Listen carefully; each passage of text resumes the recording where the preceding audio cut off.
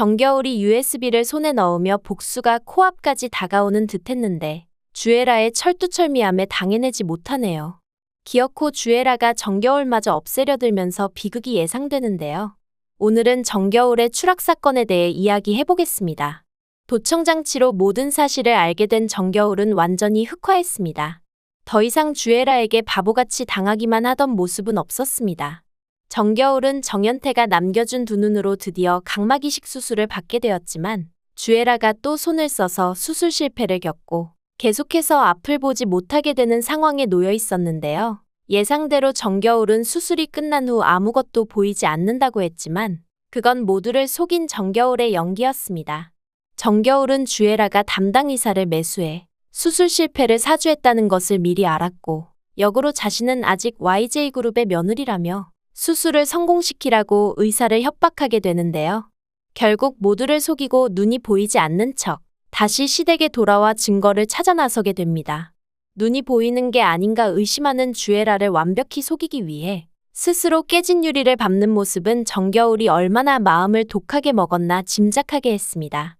결국 방심한 남유진의 핸드폰을 뒤져 주애라가 가짜 증인을 만난다는 사실을 알아내게 되었고 정겨울은 가짜 증인이 증거 USB를 복사해 놓았다는 것마저 알아내게 되었습니다. 그리고 결국 모든 걸 입증할 증거인 파란색 USB를 손에 넣게 되었는데요.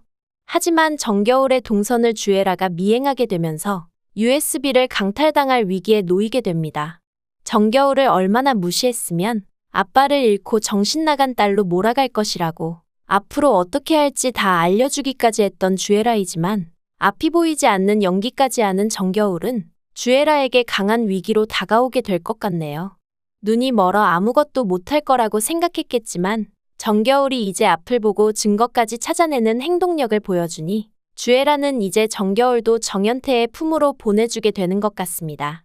정겨울은 주애라가 보낸 사람들에게 쫓기다 옥상까지 내몰리게 되는데요. USB를 빼앗기지 않으려고 발악하다 안타깝게도 그대로 옥상에서 추락하게 되는 것 같습니다.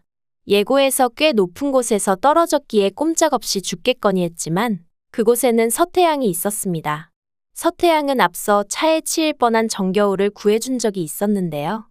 근처에 있던 서태양이 정겨울이 떨어지는 것을 목격하고 밑에서 받아내게 되어 정겨울이 목숨만은 건지게 되는 게 아닌가 싶네요.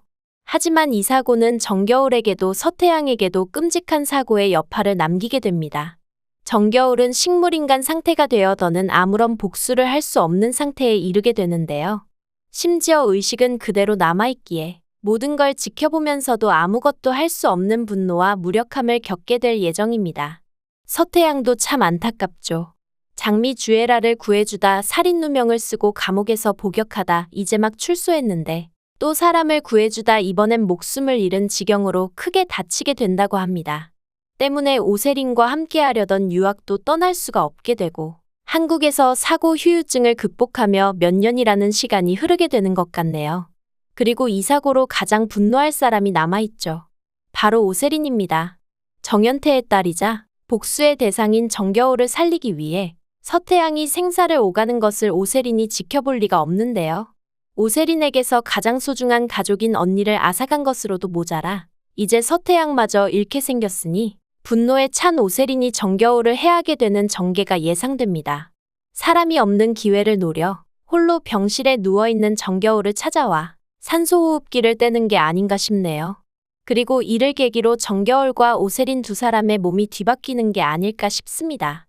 고구마만 나오고 있지만 사건 사고가 계속 일어나서 전개는 참 빠른 것 같습니다.